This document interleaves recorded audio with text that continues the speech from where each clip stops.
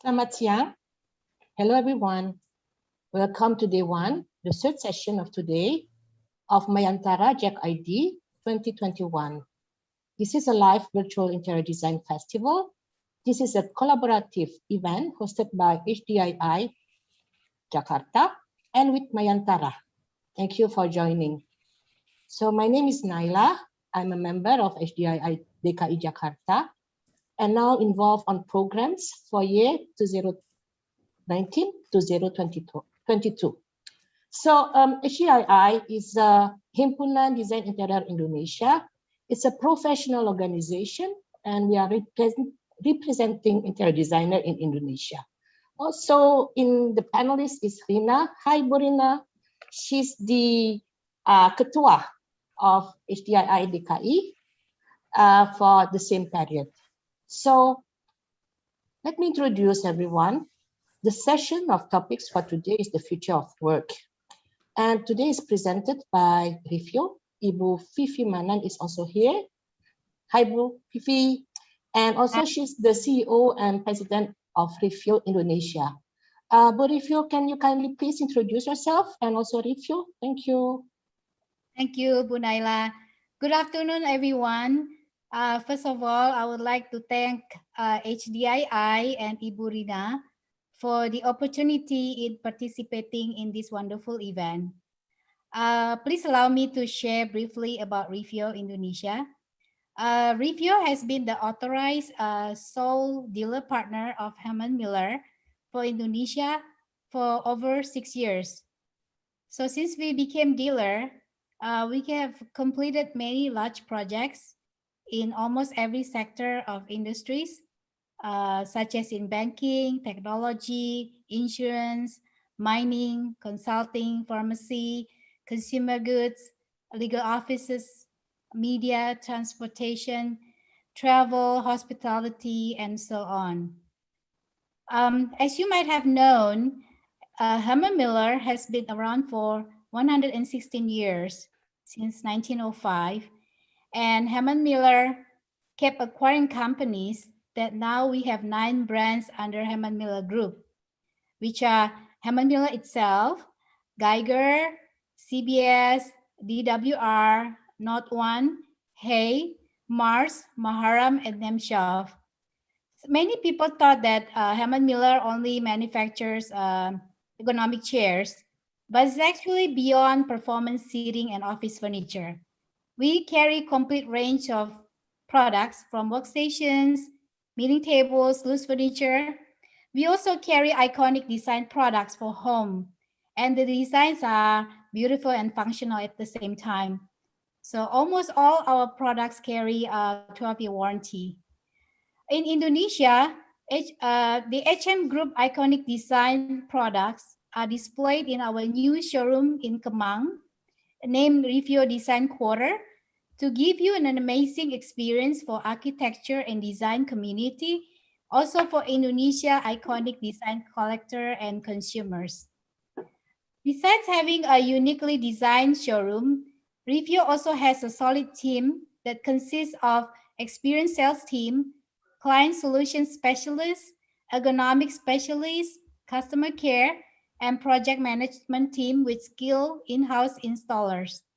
We answer to any inquiries within 48 hours, and we maintain close relationship with our clients as our partners to grow together. Thank you once again for joining this session. I hope you would gain the knowledge for the future of work and hopefully win our lucky draw at the end of this session. Thank you. Okay, thank you, Bu Fifi. So thank you so much. So now let me introduce the 2 speakers of today's session. We'll have Tatiana from Herman Miller. Hi. So Tatiana is from Herman Miller, Hong Kong. She's a workplace strategist, a creative designer, and a workplace knowledge consultant. She's also a strategic advisor to clients in order to deliver innovative change management strategies and design space. So Tatiana today will present the future of work. The second speaker is Prapancha. Prapaja Mohtar is the principal of QSpace, expert in workplace design. He has 32 years in interior design experience with multinational and local corporate clients, BUMN, government offices, by advising strategic design to his client. And his presentation is about the hybrid office, about the future office. So, hi Pancha, I forgot to say hello to you. After both presentation, we will have a discussion between moderator and the two speakers. It's going to be more detailed about the two topics. And after that, we're going to have a Q&A session. And as Ibu Fifi was saying, we have two prizes for the best question. So please put your question you write on the Q&A below. You can have it in English or in Indonesian, is okay. And Alex from Herman Miller, hi Alex, he will be the one to pick who are the best question and who is going to win the prize. So now let's start for the first presentation by Tatiana. Please share your screen. Thank you.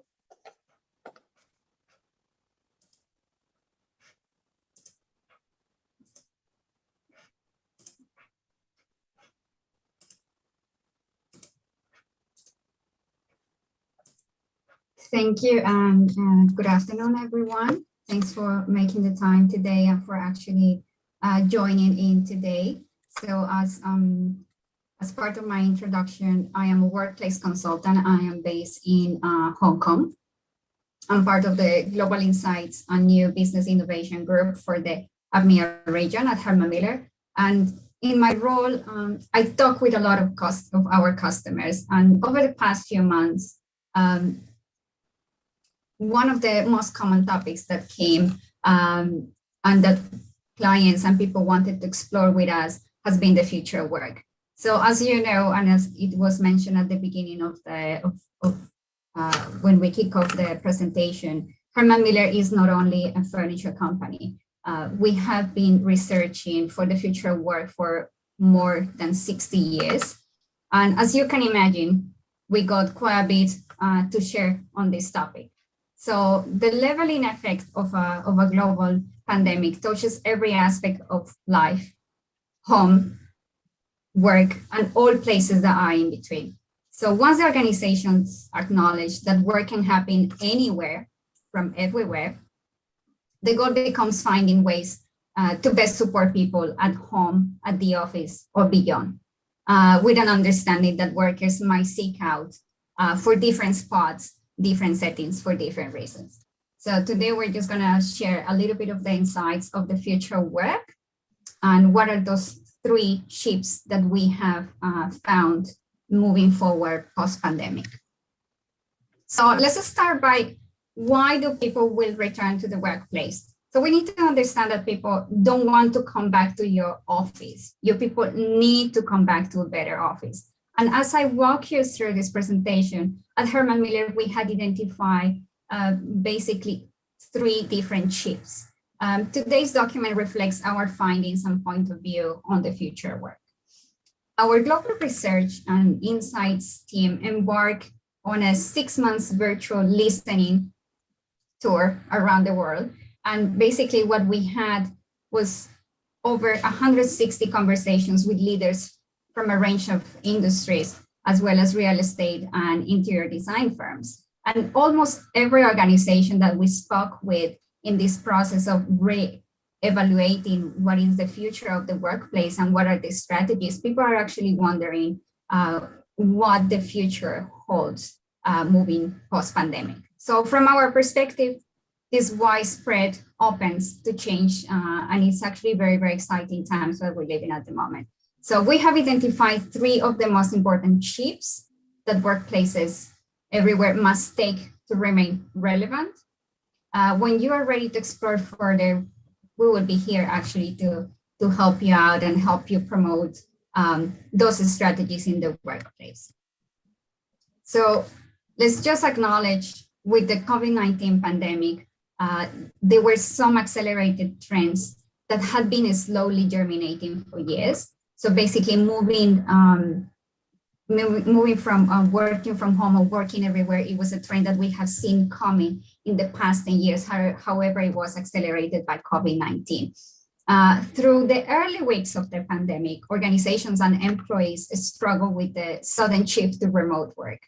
But a year after the initial lockdowns, business leaders have warmed up to the idea that their people could stay productive away from the office, at least for part of the week. Some of the findings said that up to 70% of organizations are planning for at least some portion of the workforce to continue working from home or working remotely. This information is actually coming from a global research survey from Gallup. So one of the first things that we said is we are seeing a shift in the industry from forced acceptance to an actually in a strategic advantage. And one of the things that the other speaker is going to be talking about in his presentation is about a hybrid workplace and what is a hybrid strategy. So one of the things that we're going to touch base on today in Herman Miller's presentation is how a hybrid strategy promotes inclusivity and equity experience in the workplace.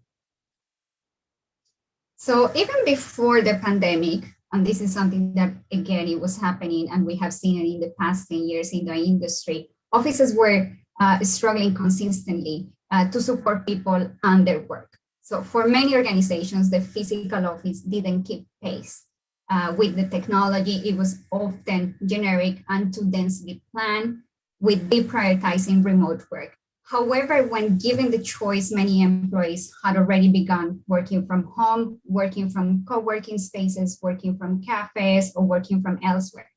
As we look to the future, we see an opportunity to reorient the office so workers feel less anchored to it and more attracted to it.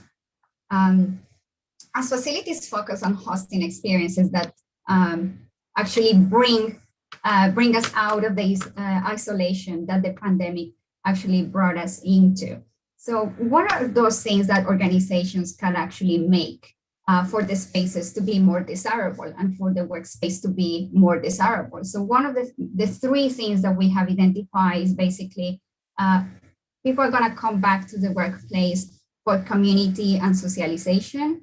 They're going to come back for team collaboration. And those ones who cannot actually focus at home, they will come to do and perform individual focus groups.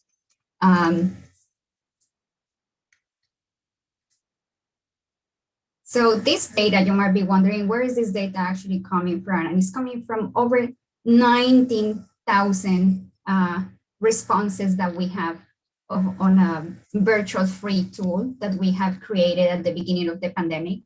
And it's called the Work from Home Ergonomic Assessment Tool. And based on the information that we collected over those 90,000 responses, we landed some of these findings. So what are those three things? How do we break down the community and socialization, the team collaboration, and the individual focus work? So the first one, when we talk about community socialization, we talk about helping people feel a sense of purpose and belonging. So how do a company actually achieve having a sense of community and socialization? So what we said is basically help people provide areas that encourage people to interact with their extended networks in the office. And when they are coming back into the workplace, basically reconnect and reestablish those pre-existing conditions. The second one, when we talk about collaboration, in the first model that we have for the workplace, individual workstations were primarily assigned. What we are saying is basically there will be a shift to unassigned and on-demand spaces, and basically switching from that assigned work desk to actually group spaces that are shared. And then lastly, when we talk about individual focus, what we have seen, and it's something that has been really stretched with the starting of the pandemic, is that in the past year, our homes in many ways just turn into classrooms, gyms, offices, and all the above. So there's people who actually need to come back to the workplace to do focus work. So learning from others and actually getting to reestablish those connections with our workspace is basically why the office matters. So what are those aspects of the work experience that we are not developing and experiencing while working at home? So the first one that we see is learning from others. So knowledge transferring, coaching, and this is something that we have seen is being particularly affecting younger groups or people who just join companies. The second one, new employee experience. So this relates and ties with the first one. So new hires need to adapt and develop meaningful connections. So how do we actually manage that when you haven't even been to the office when you were hired, or you haven't even met physically or face-to-face your boss or your team? Then when we talk about non-verbal communication, what happens when you are doing communication face-to-face? What are the gestures, the expressions, the tone of voice, eye contact or lack of it, body language, posture? There are different types of communications with our body that actually can reflect trust or distrust. And lastly, when we are actually talking about a space that encourage people to interact with their extended networks. So are we actually considering those spaces where people can come and connect with their departments or even with different departments? So this is one thing that we have identified and why the office, it will stay relevant. So organizations that embrace distributed work in a manner that it actually ties it with the culture and with the company values will ultimately empower their employees with a robust set of choices to create positive health work, positive work experiences. And how can we actually move forward looking into post-pandemic work? So there are a couple of things that could tap into productivity when you have a very high diverse workforce. So what are those three things that you should look into and you should actually start looking before you're forcing people or you're taking any step when you want to bring people back into the workspace? So number one, examine a hybrid approach to workplace strategy. And what this actually means is that you are actually empowering the employees with a different set of choices to create positive different experiences. Second one, when you talk about embracing the unique role of the office, make the office more desirable and more inclusive. And number three, when we talk about empowering people with the tools and reshape the space, it's not only the physical tools, but it's also how you can adapt the spaces.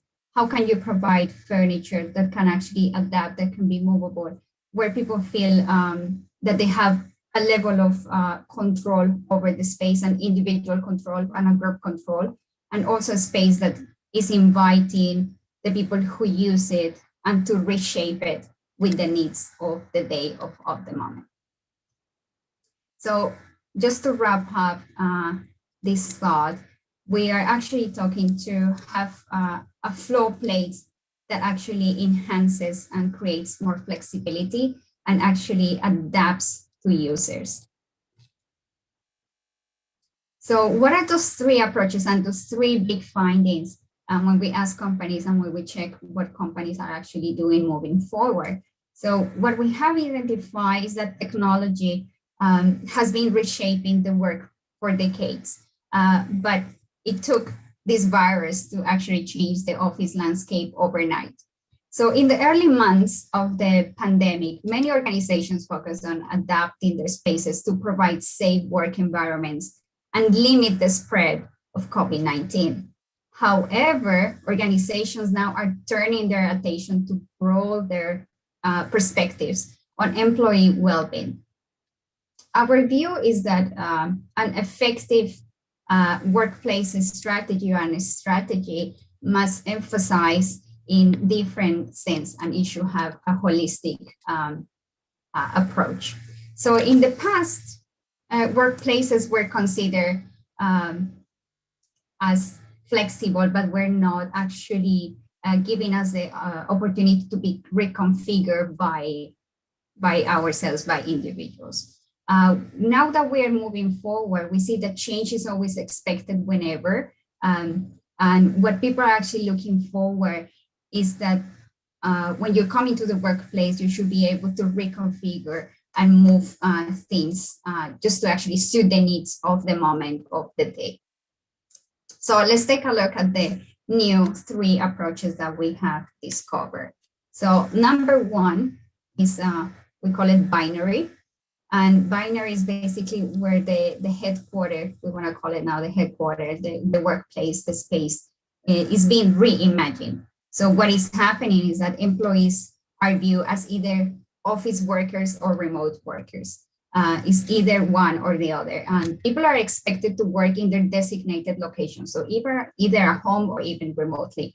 One thing that we have seen with this binary approach is that the offices are actually being reimagined, and people are actually providing lots of types of settings designed for collaboration. The second one, when you talk about hybrid workplace, and basically what we have identified is that 50% of the companies are moving forward with hybrid workplace. The headquarters is moving to everywhere. So employees are empowered to split their time between working from home and working at the office or working elsewhere. And the organization mindset that are taking the hybrid approach are actually considered to redesign their offices and support work at home to address employees' needs. And lastly, we have only 5% with remote first. And what is saying with remote first is basically the headquarters are becoming an event and a collaboration center. So what happens here is that working from home becomes the primary location, and then it provides employees with a smaller regional satellite or in-demand office. And what happened with this approach is basically people and companies are bringing the employees based on community events. So now that we have an overview of some of our findings, we would like just to guide you through some of the placemaking and some of the layouts and some of the furniture that we are expecting to thrive moving forward post-COVID-19. So what are the new expectations, or what are those new expectations that people have for their work experience? So one thing that we have identified is that now in the workplace, it was something that it was not that obvious before, but there are 3 major zones that are coming as emerging zones. So you have the connection and socialization, you have immersive collaboration, and then you have one part of the office where it's focus and concentrate. If you look at the bottom of the screen on the right-hand side, you will see that there is an emphasis on community and in groups type of work, and also in groups, how do you move into individual focus work? So just to give you an overview of some of the settings and things that we have seen moving forward, we are just here reflecting 10 typical settings that we currently have, and how are those related to community and group and individual type of work. So when we were able to identify not only the settings, we were able to identify the way how people actually work. And this is coming from a research piece that is called the team landscape. And basically in that piece of research, we identify that there are at least 4 different distinctive types of teams in the workplace. So what we are doing at Herman Miller, we're using music as a metaphor to describe the work of each team. And we classify it as following. So the first one, you have a team of soloists. So each individual performs the same type of work independently, following the same process, but learning from each other. And studio musicians, basically their members conduct their work independently, but with an aligned vision of how the work will come together and be compiled to the final piece. When we talk about orchestra, it's basically a large and diversely skilled team under the same direction with the same leader. So it's a little bit of a more complex system of work when you have an orchestra team. And lastly, and finally, when you talk about the jazz assembly, the team creative's work is immediate and in a spontaneous response to the work and actions of other team members. So just to give you a little bit of an example of how we are planning on how are we facilitating conversations with workplace, with real estate, and with our customers in general. What we have understood is that, yes, you have 3 main emerging zones, but also those emerging zones are linked with 4 different types of activities that happen. So the first one, you focus and concentrate. You have space for connection and socialization. You have another room or another settings where you talk about immersive collaboration. And lastly, when you're actually hosting. So these are just some of the examples, and we're just gonna show you different neighborhoods within that flow plate. Tatiana, you only have like about less than 5 minutes left. Yes. Thank you. So these are just some of the ideas that we have placed together for how you can actually have those different types of settings. And of course, when we talk about furniture and what are those trends and what do we see and what are we expecting to see moving forward, what we have understood is when people are coming back to the workplace, the teams are looking for the agility for actually create work as individuals of working in teams. So we're just gonna go through a couple of reference of new pieces of furniture that will actually be available very, very soon in the region. These are from Herman Miller. And majority of this family of furniture is actually mobile. So it's all on casters. Even the working stations are on casters. So what I'm going to show you is basically how you can rearrange using the exactly same furniture, exactly the same settings, how you can have different ambience within the same floor plate and within the same neighborhood. Also, one thing that we have identified is that people want to have ownership over the way how they work and the way how they configure the space. So these are some ideas for you guys to consider moving forward. So you can turn easily a meeting space into a touchdown or a welcoming space. And just to wrap it up, not the least important, also allocate space for individuals. And what does it mean when people want to return to the workplace to do individual work? So these are some of the images that we have for today. And remember that it's not only about supporting what is happening in the workplace, but it's also supporting what happens at home and what happens elsewhere. So just to wrap it up and just to leave it with you guys and pass it on over to the next speaker, what we say is that when you are talking about shaping the future of the office or shaping the future of working, there are a couple of key elements that you should take into consideration. So the workplace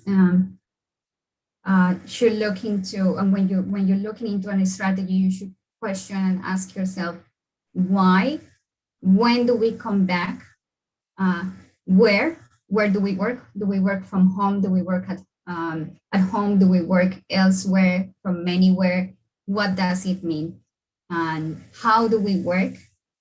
And what is the main element that actually ties all this together, which is flexibility? What does it mean to be flexible in the workplace? I'm just going to leave you with those thoughts, and I hope you enjoy today's presentation. Thank you. Thank you, Tatiana. Thank you for your presentation. And it seems that we're all going to a new concept now. So we're forgetting the old way. We're talking about the hybrid, the full remote, and also in between. But are we going to go back later on when the COVID-19? But let's discuss this later on during our discussion. Okay. Yeah, that's one point that Yeah. I want to discuss with you. So now is Pancha, and Pancha will present about hybrid office. Pancha, kalau misalnya mau dimulai, silahkan Ya, oke. share screen ya. Thank you.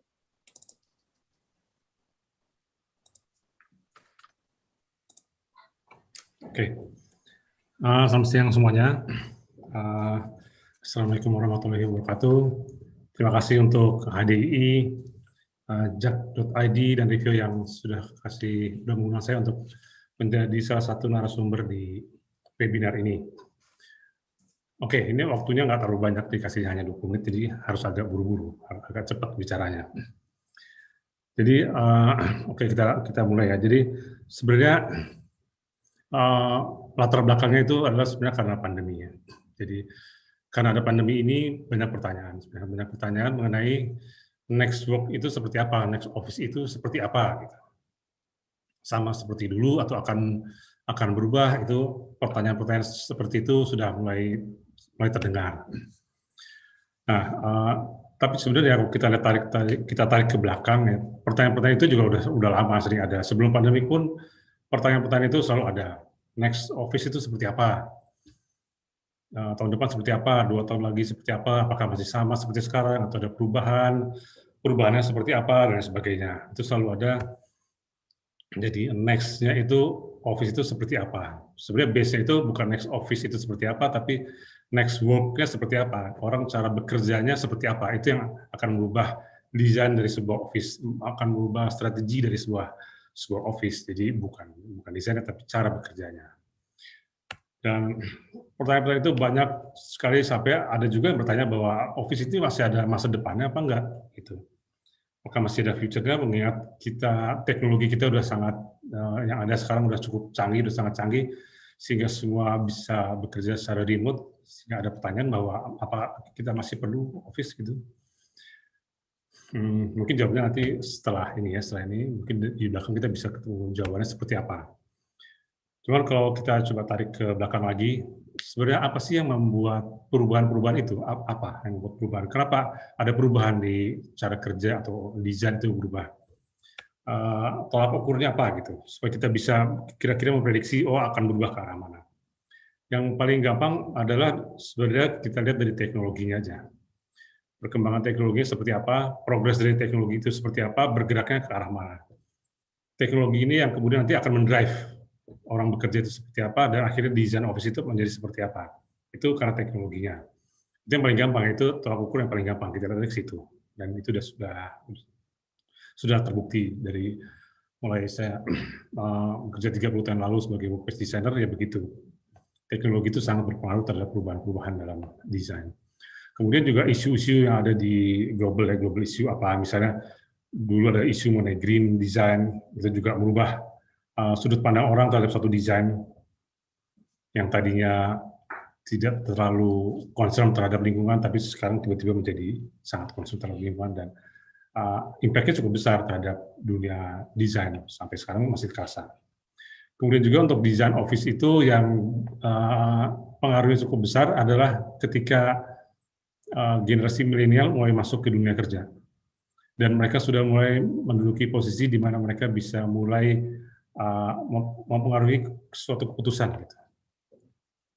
Ini sangat berubah gitu dari office yang sebelumnya sangat mungkin kita kenal sangat hierarki, itu office sangat hierarki, menjadi office sangat bebas, sangat istilahnya agile gitu, sekarang agile. Karena memang behavior dari milenial ini dan culture dari mereka ini yang sangat beda dari kita. Mereka yang sangat dynamic, kemudian dalam organisasi juga mereka sangat flat, kemudian lebih terbuka terhadap perubahan-perubahan, lebih mudah beradaptasi, dan mereka adalah generasi yang sebenarnya sangat dekat dengan teknologi. Kalau generasi sebelumnya agak kurang, tapi generasi milenial dan sesudahnya itu sangat dekat sekali dengan teknologi. Nah, ini kira-kira hal-hal yang menyebabkan berubah itu secara total. Berubah itu bukan artinya berubah secara stylenya lah atau warnanya atau apa, bukan, tapi secara strategi desain itu berubah, gitu ya. Nah, sekarang tiba-tiba ada pandemi kan, dan pandemi ini memang luar biasa sekali. Kita sudah tahu semua impact-nya seperti apa, besar sekali ke seluruh dunia, cepat sekali dan tidak ada yang menduga secepat itu, dan tidak ada juga negara yang siap menghadapi ini sebenarnya, karena ini datangnya begitu tiba-tiba.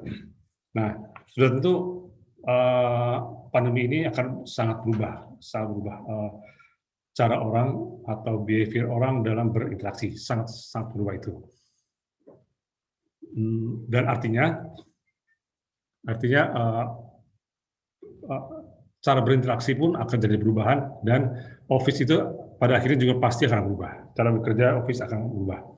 Cara orang memandang office itu akan berbeda, standar-standarnya akan berbeda. Jadi kira-kira apa yang paling berubah gitu ya, misalnya dalam segi kepadatan kantor. Kepadatan kantor ini menjadi akan berbeda gitu, dari tadinya yang padat gitu, yang mempunyai rasio tertentu menjadi satu rasio yang jauh lebih besar. Jadi pandemi ini dampaknya akan kuat sekali, bahkan lebih kuat daripada zaman milenial kemarin ini waktu dia datang, karena ini langsung berhubungan dengan masalah kesehatan kita dan akhirnya pada nyawa kita gitu, sehingga orang tidak kompromi lagi dengan masalah ini gitu, harus seperti yang sebaik-baiknya. Jadi gini, seorang itu untuk dapat bekerja dengan produktivitas yang baik, dia harus mencapai suatu level kenyamanan tertentu gitu. Kenyamanan itu artinya apa? Kenyamanan itu artinya misalnya mengenai masalah keselamatan, keamanan, dan kesehatannya. Itu yang paling basic kan. Itu sebelumnya kan ada satu level tertentu lah, ada satu standar tertentu dari orang yang segini, gitu. Cukup segini. Nah, dengan kejadian pandemi ini, itu akan menjadi standar itu akan menjadi lebih tinggi lagi. Gitu. Orang akan menjadi lebih sensitif, orang akan menjadi lebih demanding gitu, terhadap lingkungannya. Sehingga mau nggak mau lingkungan itu harus berubah. Tempat dia bekerja itu atau tempat lainnya pun harus berubah menyesuaikan dengan kondisi saat ini, gitu. Karena ini kejadiannya sangat banyak menakutkan bagi banyak orang dan bisa juga membuat trauma tertentu ya. Jadi dalam 2 atau 3 tahun ke depan tuh paling nggak banyak terjadi perubahan seharusnya. Karena itu sudah menyangkut masalah keselamatan dirinya. Apabila dia masuk ke suatu lingkungan yang tidak nyaman, dia merasa tidak aman, mungkin dia akan resign aja dari kantor itu. Semudah itu mereka akan melakukan itu karena itu udah masalah keselamatan jiwanya. Oke, jadi kalau kita lihat gambar ini di Jakarta itu yang kira-kira biasanya itu rasio dari sebuah kantor. Jadi rasio itu semacam kepadatan dari sebuah kantor gitu ya. Itu rasionya antara 1,8 sampai 1,10 rasionya ya. Itu yang paling umum, bisa sedikit lebih kecil, bisa sedikit lebih besar. Nah, tapi untuk sekarang, masa pandemi ini atau post pandemi lah, kita bilang itu, sepertinya rasio seperti itu nggak bisa diterima lagi gitu. Orang akan merasa risih gitu dengan kepadatan seperti itu. Dia ingin sesuatu yang lebih besar gitu, sesuatu yang ingin lebih lega, mungkin sampai 2 kali lipatnya gitu. Jadi yang tadinya rasionya 1,10 berubah menjadi 1,20 gitu. Nah, itu yang diinginkan oleh si employee-nya ya, oleh orang seperti itu. Tapi kan dari segi perusahaan untuk membesarkan perusahaan menjadi 2 kali lipat lebih besar sepertinya nggak mungkin. Karena itu akan menjadi terlalu mahal, terlalu costly gitu. So, jadi apa yang harus dilakukan? Apa yang harus dilakukan? Nah, sebenarnya jawaban dari itu adalah gini. Jawaban dari itu tuh muncul dengan sendirinya gitu sekarang ini. Tanpa suatu research, tanpa suatu perencanaan yang khusus seperti itu terjadi dengan sendirinya, yaitu bekerja secara remote gitu. Sekarang kita mengistilahkan itu dengan hybrid work gitu. Hybrid work itu artinya kita bisa bekerja di kantor kita atau kita bisa memilih kerja secara remote, jadi bisa di rumah misalnya. Nah ini, tapi cara kerja ini sebenarnya bukan suatu yang dirancang, direncanakan gitu, enggak. Ini terjadi dengan sendirinya gitu, dengan seperti ini gitu. Dan setelah disurvei tadi dari Herman Miller kan ada hasil surveinya ya, kurang lebih 50% atau lebih dari 50% orang ketika ditanya memilih mana nantinya, tetap bekerja di rumah atau dia ingin kembali ke office, surprise-nya tuh sebagian besar tuh tetap menginginkan bekerja di rumah gitu. Which is itu jadi sesuatu yang baru gitu, sesuatu yang baru untuk kita. Tadinya perubahan itu susah sekali. Ketika office konvensional berubah menjadi agile misalnya, itu susah sekali merubah behavior seseorang, culture seseorang dirubah itu susah. Tapi kejadian ini ternyata bisa merubah orang dengan gampangnya dan ternyata mereka oke dengan sistem yang baru itu. Jadi hybrid work ini atau hybrid workplace ini adalah sesuatu yang sangat fleksibel gitu. Cara kerja yang sangat fleksibel, sangat mobile, baik untuk dirinya ataupun juga untuk si perusahaannya. Jadi kalau kita lihat dari gambar ini, dari slide ini, kira-kira begini. Jadi kira-kira ada HQ-nya ya, ada office-nya tengah, kemudian ada di kiri kanannya ada remote area-nya, bisa di rumah, bisa di tempat lain, atau bisa juga di satellite office. Ini bagus juga ide kalau ada bisa ada satellite office-nya. Jadi mereka bisa memilih tempatnya, dia mau bekerja di mana, di kantornya atau di rumah. Atau bisa juga si kantornya yang schedule gitu. Si kantornya bisa schedule berapa hari kamu di rumah, berapa hari kamu di rumah, berapa hari kamu di kantor. Dan oke, sekarang kalau kita lihat pembagiannya seperti itu, apa yang kita lakukan di kantor kita, apa yang kita lakukan secara remotely, apa yang bisa kita lakukan di situ. Apa bedanya kedua tempat itu gitu. Yang prinsip itu apa bedanya? Di head office atau di kantor itu, atau begini, face to face meeting itu penting ya. Jadi secara quality face to face itu akan jauh lebih baik daripada meeting secara Zoom seperti ini. Dia akan lebih fokus, kemudian dia untuk mencapai suatu, atau ketika kita sedang membicarakan hal-hal yang sangat strategik gitu, untuk menyamakan visi, menyamakan misi, menyamakan sinergi, itu direkomendasikan untuk meeting face to face.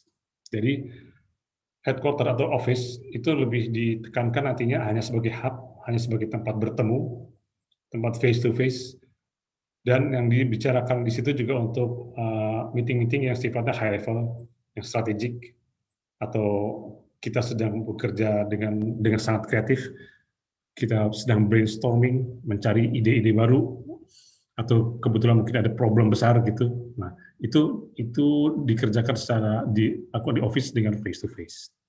Sementara yang di remote itu pekerjaannya mungkin lebih kepada yang sifatnya teknikal aja, teknikal. Dan komunikasi yang dijalankan secara digital, secara Zoom, mungkin juga komunikasi yang lebih teknikal, lebih ringan lah seperti itu. Jadi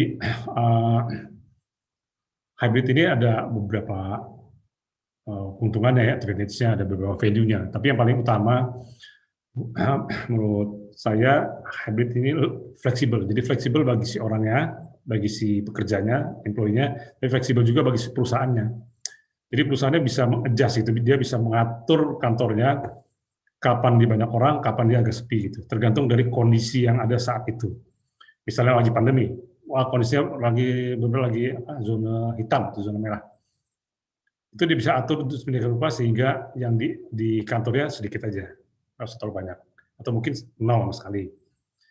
Atau nggak hanya masalah pandemi, atau misalnya di kotanya, misalnya kita di Jakarta lah, misalnya lagi banyak banjir lah, atau lagi banyak demo-demo lah misalnya gitu ya, atau ada situasi yang kurang aman misalnya, dia juga bisa mengatur siapa yang datang ke kantor, siapa yang nggak perlu, siapa aja yang perlukan dari kantor, kalau nggak semua bisa bekerja secara remote dari rumah.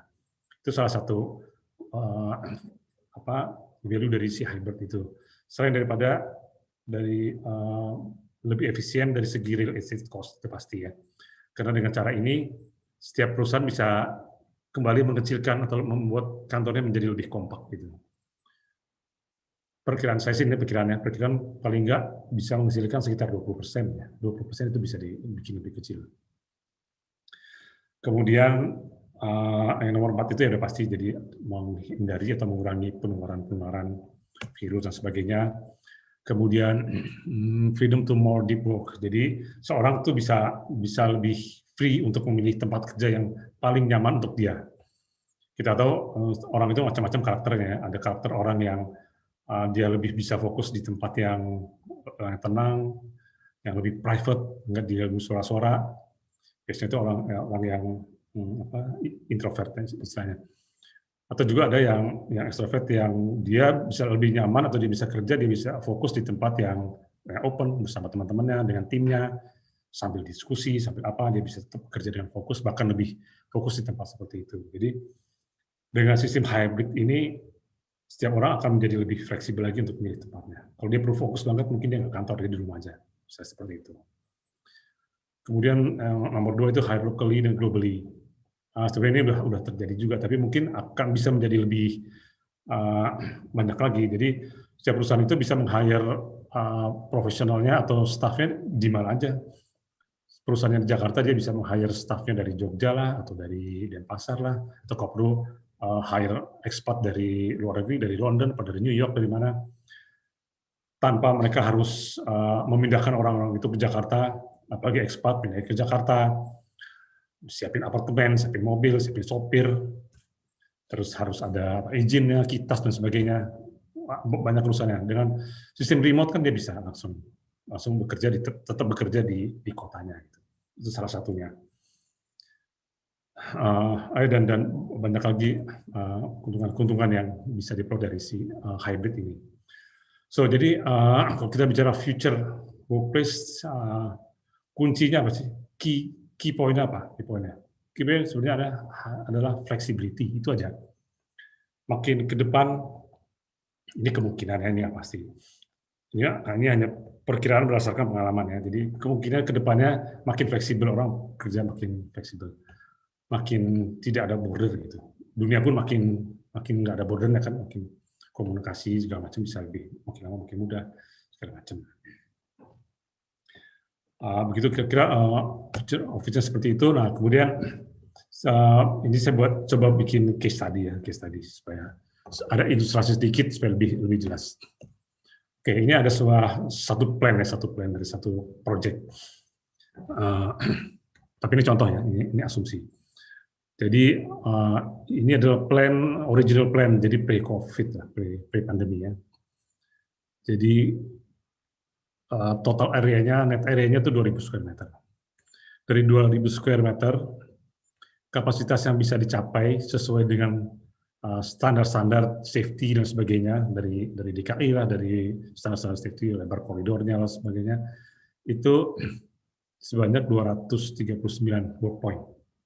Jadi bisa ada 239 orang di dalam lantai ini.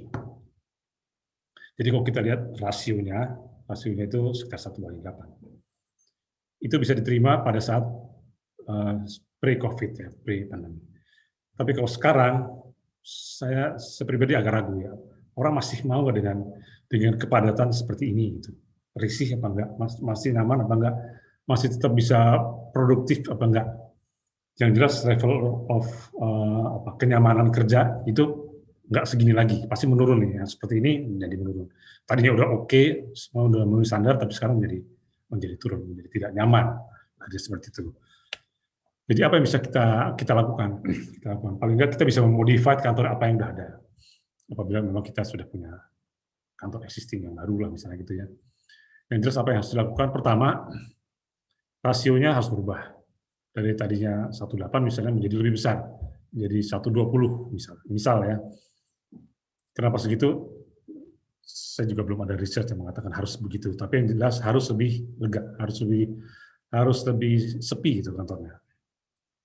Terus itu di sini hanya ada 100 work point aja, 100 work point.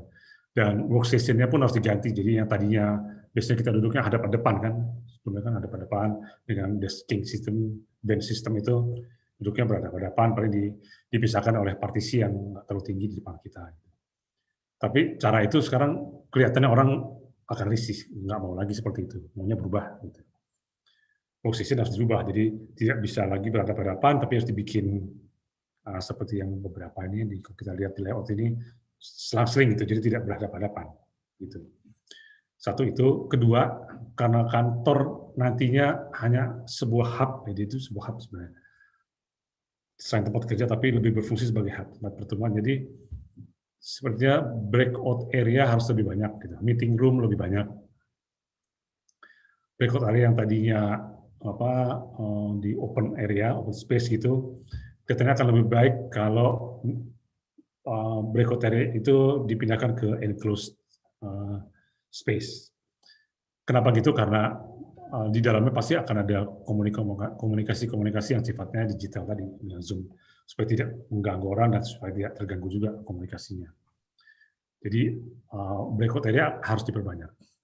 Dan juga kemungkinan ya team room atau project room juga harus diadakan.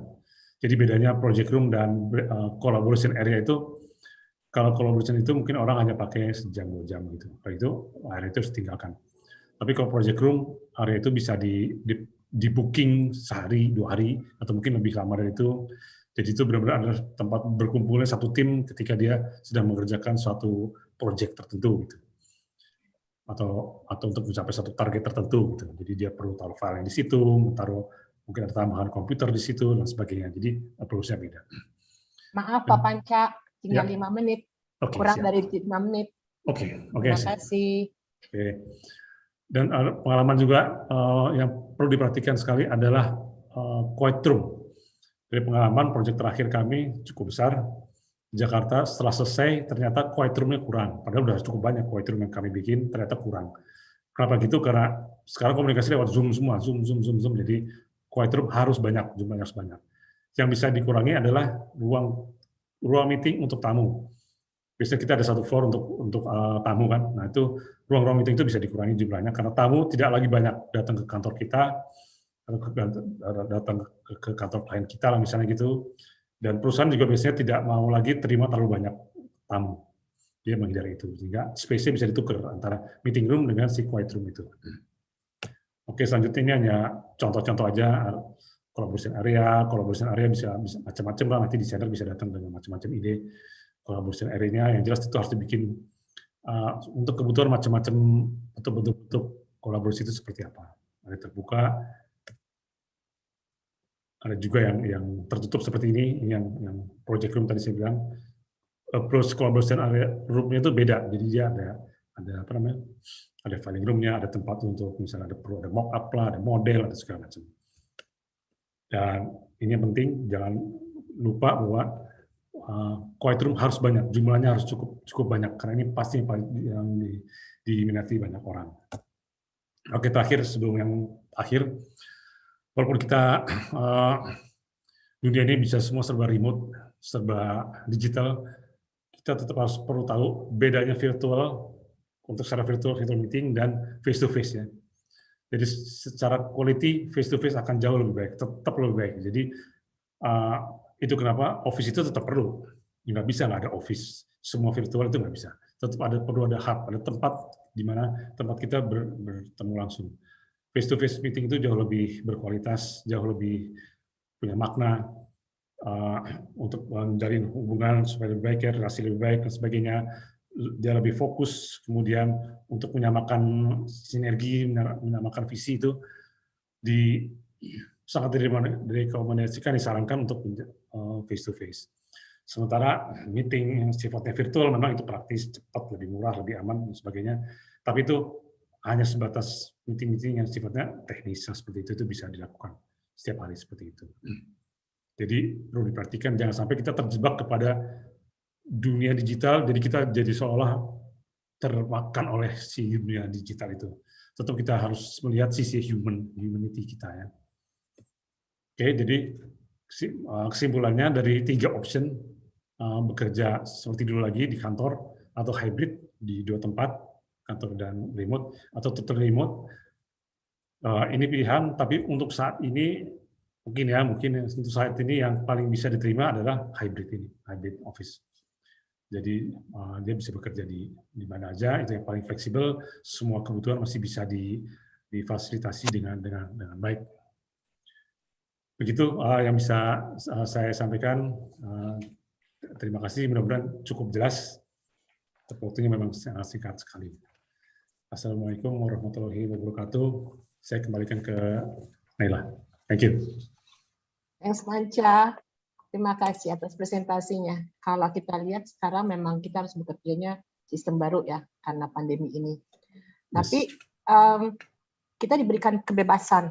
So we're given like a free will of all the staff that we can work at home, remote, by the office. But who can do that? Is it all offices, or only private offices, or multinational offices? Can you see that for BUMN, government? Okay. Let's talk about this in our next session. Okay. Thank you, everyone. I saw a lot of questions, but this is something of the question that we want also to talk inside the discussion. So, Tatiana, Ancha, maybe we can discuss now, the 3 of us.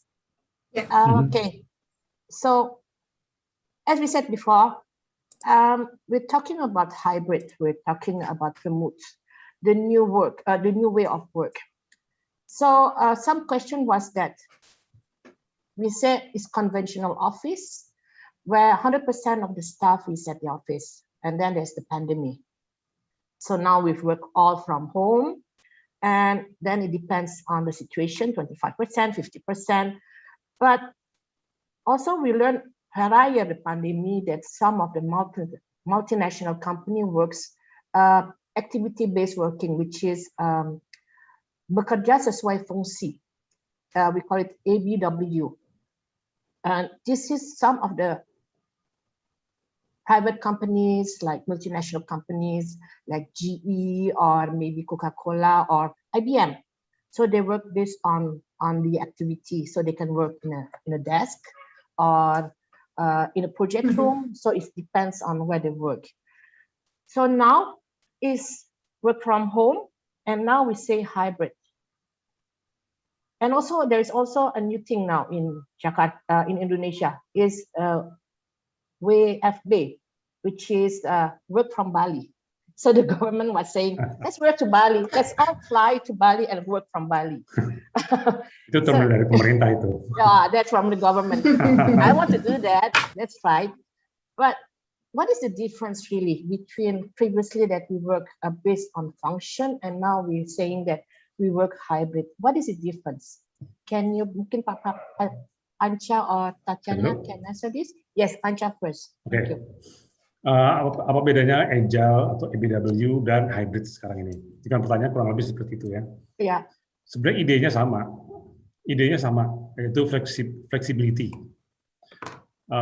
Dari seorang sangat fleksibel, dia bisa memilih tempat kerjanya seperti apa, sesuai dengan kebutuhannya seperti apa. Idenya seperti itu, kan. Tapi agile atau ABW hanya bisa dilakukan on-site, hanya bisa dilakukan di lingkungan kerjanya dia aja, di kantornya dia, gitu. Tapi kalau di hybrid lebih luas lagi, gitu. Dia bisa bekerja di kantornya dia dengan pilihan tempat kerjanya. Jadi dia punya agile workplace di kantornya, atau dia bisa pilih di luar kantornya, remotely, gitu.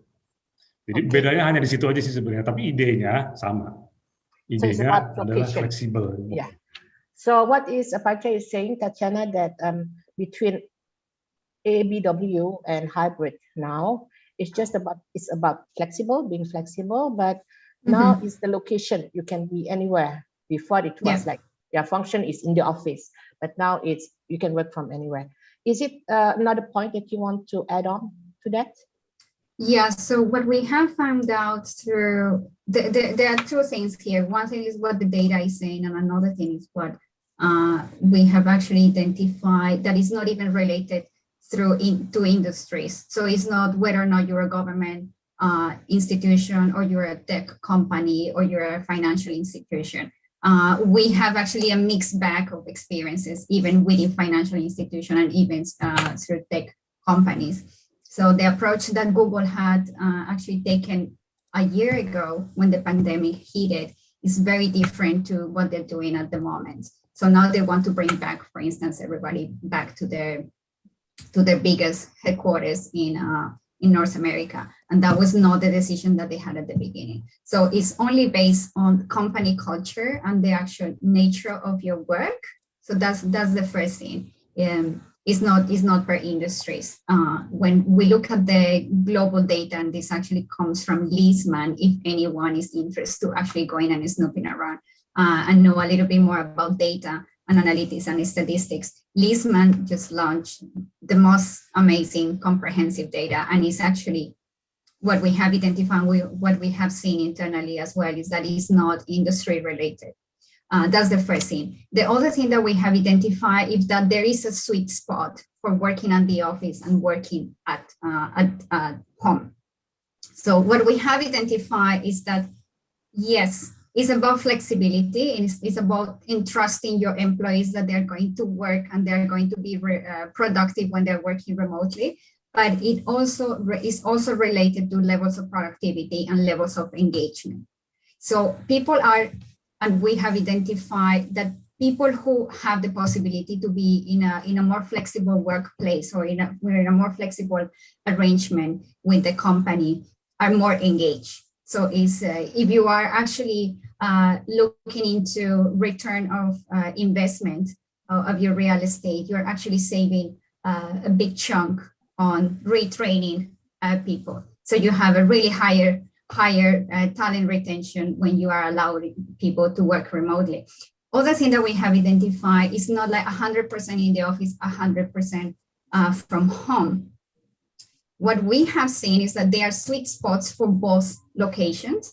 However, global statistics says that at least 77 employees, global employees, total global workforce, want to work from home at least once a week. That number goes higher in Australia, North America, and Europe. That goes slightly lower in Asia Pacific. And that has to do with cultural nuances. So some of the other things that we have seen is that even if you have a global strategy, you actually need to revise how are you implementing that and what are those cultural nuances that are happening in Jakarta, because it's not the same working in Jakarta than working in Mumbai or working in Manila. So those are some of the things that we have identified, and we actually tell companies and be very, very careful of cultural nuances. However, other piece of data that it came out through that research, it says that at least 16% of total global workforce do not want to come back to the office space. So people just 16%, and this is not a small number, they're saying they do not want to come back. And then there's only 6% who has identified that they don't want to work from home at all. Okay. So if you see the numbers are quite, it's quite staggering. High. So everyone wants to be home, not to work at the office. If you from your numbers. Okay, so now Panca. This is really, but we've been doing it for 1.5 years. Udah 1,5 tahun kita kerja dari rumah. Mau apakah itu perusahaan swasta atau perusahaan siapapun juga kan, kalau terjadi ini. Apakah ini bisa juga ini untuk konsep bekerja seperti itu BUMN dan perkantoran pemerintah? Oke. Saya nyambung Gimana? tadi yang disampaikan Tatiana itu ya. Jadi sebenarnya yang menentukan adalah culture mereka mau seperti apa. Pemerintah bisa juga tergantung dari dia di departemen apalah misalnya begitu ya. Mereka bisa juga bekerja seperti itu gitu. Kenapa enggak? Kalau BUMN pasti bisa karena dia sebenarnya sifat kerjanya kan sama dengan kantor swasta yang lainnya. Ada satu proyek BUMN yang sedang kami kerjakan, mereka juga sekarang ini menerapkan cara bekerja seperti itu. Cara bekerja, memang mereka tidak mengenal kata-kata hybrid office gitu yang mereka kenal. Tapi apa yang mereka lakukan sebenarnya hybrid gitu. Bahkan hampir semua kantor kan sekarang, jadi mereka bekerja seperti itu gitu, nggak di kantor. Jadi mereka memang kerjanya di rumah. Kantor-kantor kita juga kan rata-rata semua di rumah gitu. Memang dari pengalaman yang di pemerintah paling susah untuk dirubah gitu, karena memang culture-nya agak sulit. Dan juga satu hal begini, misalnya perusahaan-perusahaan finance gitu ya, finance itu, mereka itu tergantung juga dari kantor regulatornya, tergantung dari BI misalnya. Kantor mereka sangat masih meminta hard copy yang banyak, hard copy. Jadi belum dengan soft copy, dia hard copy. Sehingga dia akan susah kalau dia harus kerja remote gitu. Dia harus kerja di kantor karena wah semua hard copy ada di situ gitu. Semua tanda tangan belum bisa digital, masih harus tanda tangannya asli gitu ya. Jadi sebenarnya semua bisa berubah, tapi tinggal sistem mereka yang harus berubah dulu gitu. Tapi And us as a designer, we have to help them. Harus advise client. kita bisa mengadvise, tapi kita nggak bisa merubah sistemnya. Advice bisa, tapi kita nggak bisa bilang ke BI misalnya, wah kamu jangan pakai hard copy lagi dong, nggak bisa begitu. Yeah, that's right. Kan? That's right. So the last question about this new work, do you think that is going to be only during the pandemic and then when it's normal we go back to the conventional, or how do you see this? Is it going to be something lasting or just temporary? Tatiana, your turn. Yeah, so what we've seen and what we deeply believe is that this is here to stay. It was a trend that had started about 10 years ago, but we really look and track back these people in North America who has been working for at least 30 years remotely. So this is not something new. Just the scale of this, of course, is new, and the way that we've been basically forced to work at home, it was new. However, we have identified that, and companies have identified that they can actually reduce some of the real estate portfolios when they are having a hybrid and flexible strategy. So from what we've seen in the statistics and what we heard from our customers and what we've seen with A&D firms is that it is here to stay. Of course, it's also depending on the generation.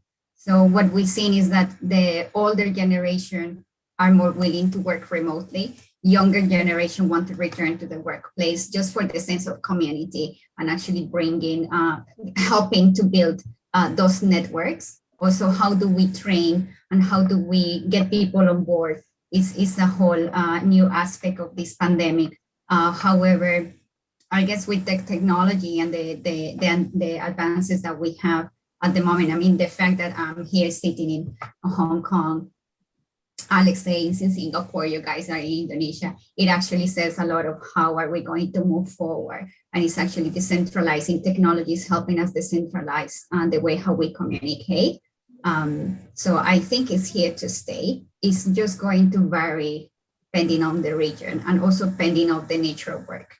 If you're working in a call center and you need, or if you're working in tech processes or even in a lab, we were actually working with the lab facilities in North America, and they all wanted to actually remain at work at home, but they had to come back to the workplace just because the nature of the work. So it's also based on what you do. What is your role? Okay, thanks Tatiana. What about you, Panca? Gimana? Oke, gini, secara teori gitu, secara teori memang ke depan kita bisa hybrid ya. Tapi juga saya pernah ikuti seminar yang lain. Cara seperti itu yang paling challenging itu di bagian HR. Itu nggak gampang, itu nggak gampang. Jadi merubah menjadi sistem seperti itu buat mereka, waduh, itu perlu satu sistem baru. Bagaimana mengontrol karyawannya kalau dia bekerja remote di mana-mana? How to control them gitu. Nah itu harus ketemu dulu tuh sistem itu gitu. Kalau nggak, ya nggak bisa. Apalagi perusahaan-perusahaan besar ya, nggak bisa, susah sekali. Nah sekarang itu bisa berlaku begitu karena kita kan terus terang kita terpaksa begitu, ya kan? Karena kondisi yang begini ya kita terpaksa menjadi hybrid. Tapi nanti kalau situasinya udah benar-benar aman lah, apakah tetap bisa begitu? Nah itu sekarang PR-nya ada di IT dan HR menurut saya. Mereka yang pegang kendali ya. Kalau bisa bagus. Nah apakah kita akan kembali ke mana? Ya konvensional tadi ya? Semuanya dedicated, everyone is at the office 100%. Ini pengalaman saya, masih tetap ada tuh. Masih ada kan? Masih ada. Jadi agile itu ide yang bagus lah, sangat fleksibel ya. Itu ide yang seru gitu, asik. Tapi yang seperti itu tetap ada, nggak bisa dihilangin, itu tetap ada. Bahkan perusahaan-perusahaan swasta yang kelihatannya wah kamu harusnya modern banget ya, tapi ternyata kantor kamu kok nggak gitu. Tapi itu tetap ada gitu. Memang jumlahnya makin lama makin berkurang. Yeah. Tatiana is the same. Papancha is saying it's about function. It's not all that can do the same system. So it's all about who they are, how they function. Maybe in one office is only one part of the office, one department who can do this dedicated system, or the marketing, or the sales can do the agile thing, the hybrid. So it's all about function. It's all about the company, and it's all about the HR, human, the rules of the office. So, okay, yeah. So 15 minutes is up, but I think that this discussion can go further. But again, I think this is why we like to be interdesigner, ya Panchaya. So we should be creative, we should be innovative, but it's always to learn something new. So it's not boring. So, you don't do the conventional, you don't do the activity-based working. Now it's the pandemic. Let's do something new again, So, but again, it's also about to learn about scope related to our interdesign. So it's like new technology that we should know now. That's the new materials, but also the new way of life, of work. And this all will affect our design. So thank you. Now we go to the Q&A. So has you look of some of the question? I saw one that is from, hold on, from Pak Johannes Octavianus Siagian. He was saying, does the company need also to check how the workers work at home? Or do we as interdesigner also say, oh, you work from home and this is how you work? But I haven't done that because our project is only for the office. But do you think as a change management consultant, do you think that we also need to have a standardization about how they work at home? So one of the things that we have seen is not a standardization, but actually providing people with the tools. And when I say tools, it's not only about furnishing. So what we have seen, a lot of tech companies and even Herman Miller has given to employees a fee allowance to actually furnish their home office. So what we see in Google and Facebook at the beginning of the pandemic, they allowed 1,000 USD to actually buy whatever they needed to be comfortable at home. That's the first approach, just thinking about furnishing. The second approach from the HR and the change management side is that companies have to actually train and let their people know and learn how they can set up the work from home setting. So when I talk about setup, it's talking about the lighting. Do people have actually access to natural lighting? Do they have a dedicated room? Do they have a dedicated surface? And these are things that we actually been working with customers for almost a year since the pandemic started to create programs for them to deploy with their employees. So it's not only about the furniture, but also what is happening for those people who are working remotely. What we see with financial institutions is that normally before the pandemic, they were not used to work on laptops. They were only used to work on desktops. And that was one of the big things and the big realizations from a lot of banking is that their employees could work on laptops. So they were furnished with laptops, they were given laptops. Another example that we have, this is Herman Miller one, we were given the possibility to purchase furniture just to help us just go through the pandemic. Some others, and there's some legislation that we have seen in different parts of the world that hasn't really landed here in Asia Pacific for one reason or another, but that has landed in North America and in Latin America. We have seen at least 6 countries that government have actually launched new regulations and legislations for when people work remotely. So there's also a liability. Why is an issue of liability? Because if you don't inform your people how to work the best when they're working from home, you're going to create ergonomic problems. You're going to create well-being and health issues that will have to be covered later on by your insurance. So it's hand on hand. Okay. Kalau Pak Panca, what do you think? Should we also sebagai interior designer harus ngikut-ngikut ngedesain atau membuat aturan bagaimana bekerja di rumah? Mungkin itu enggak. Tadi yang saya bilang itu PR-nya HR tuh. Jadi kita tidak perlu membuat terus di rumah kerjanya harus bagaimana gitu. Itu bagian yang lain harus memikirkan itu. Tapi memang harus dipikirkan ya. Jadi bekerja di rumah pun harus mempunyai satu level kenyamanan yang cukup baik gitu. Itu harus dipikirkan oleh perusahaan. Jadi bukan berarti si perusahaan itu terserah kamu remote mau kerja di mana aja terserah kamu gitu. Ya mungkin apa itu atau gimana? Harusnya sih dia memikirkan juga ya. Ada concern juga ke arah sana gitu. I'm only concerned about Tatiana when she said that companies are giving like computers and so on to the staff. I don't think that we'll do it here.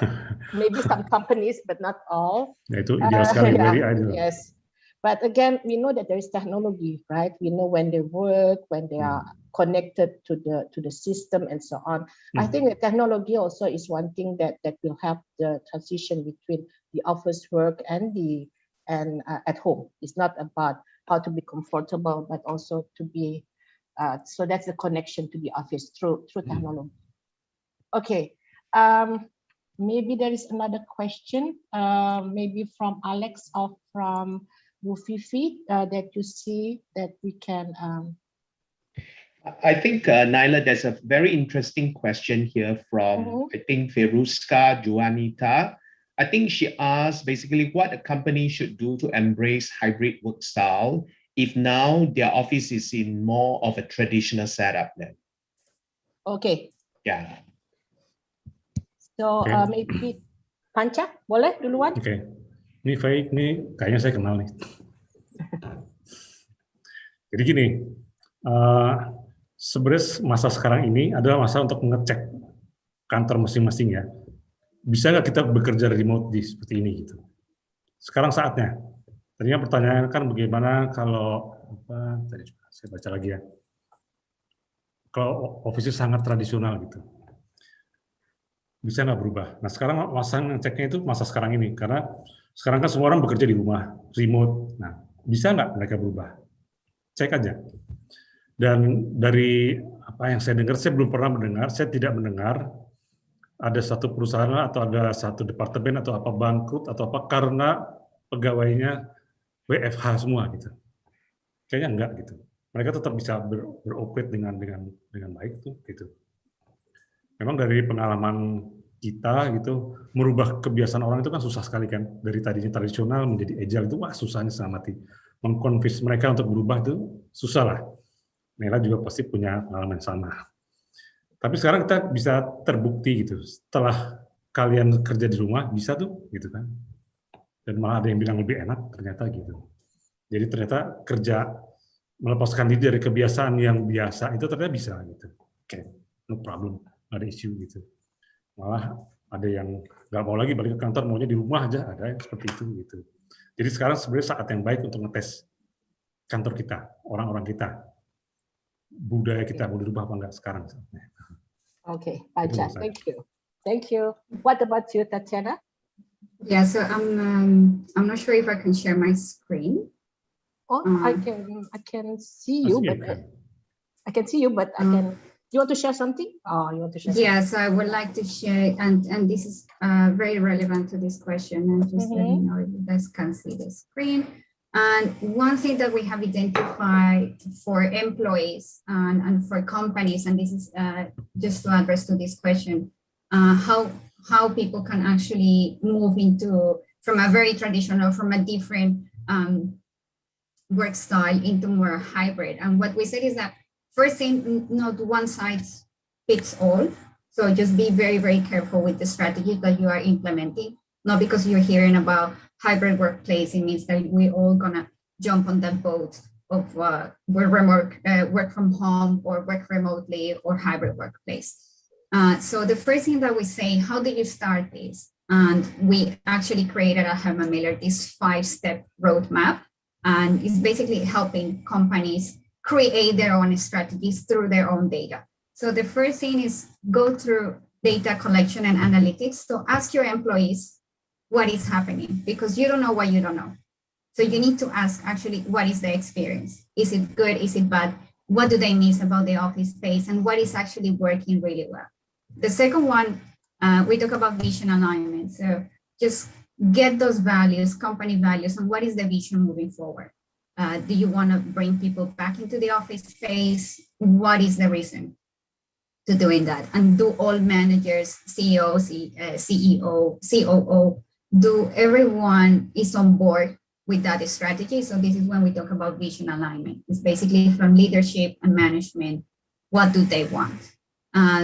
Then once you have data collection, you have a vision, you can actually look at the recommended strategies.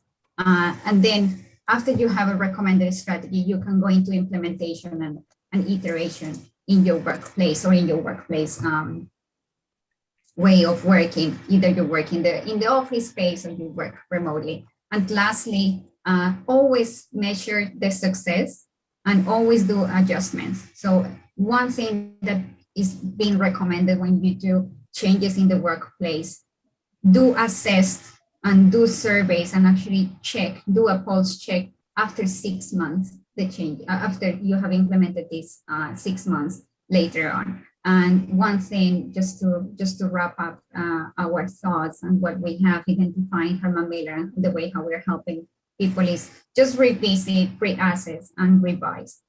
Because as I was mentioning before, with Google, first they say they don't want anyone back in the workplace, and now they're saying they want everyone by September and October.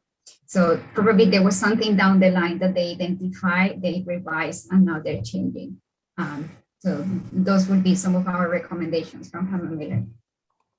Okay, thank you, Tatiana. So now we have like those two questions. We only have like 4 minutes left.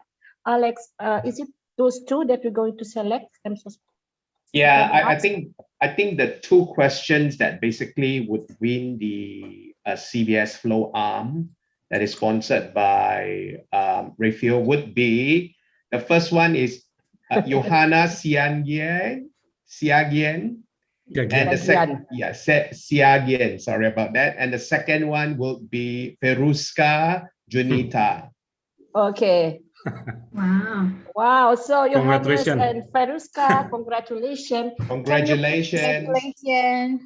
Can you please on the chat put your name and your numbers and your contact and your email so that Review can come back to you about when you can get the new arm monitor from Herman Miller. Congratulations again. So now we are going to close the session. We would like to say thank you to Ibu Fifi for Review to present this session. Also, we would like to say thank you for the speakers, Tatiana from Herman Miller and Panca from QSpace. And also to thank you for joining and do this preparation with Mayantara for Mayantara JAC ID. So we also hope that this webinar will allow us as interior designer to create something not only what was done before or is now, but to think about also the future. So this is why we call it the future of work. Again, make sure to stay tuned. Subscribe to Mayantara YouTube channel. So everyone who is late today, they can see through the YouTube channel. And also to go to the locket, please, and see our other session. We still have 2 days of those sessions. And please, our IG, Instagram account is HDII Jakarta, review.id or mayantara.id. Okay, thank you again, everyone. But again, hold on. The next session at 5 will be Narrating Beauty. It's presented by HDII DKI Jakarta and co-presented with Written ID. The speakers will be Alex Bayu Saputro with Rifki Goro Effendi, with Rina Renville will be there also, and Arya Srada HDII. Again, thank you all and enjoy our next video. Bye. But please see the video first before you go. Thank you, everyone. Bye. Thank you.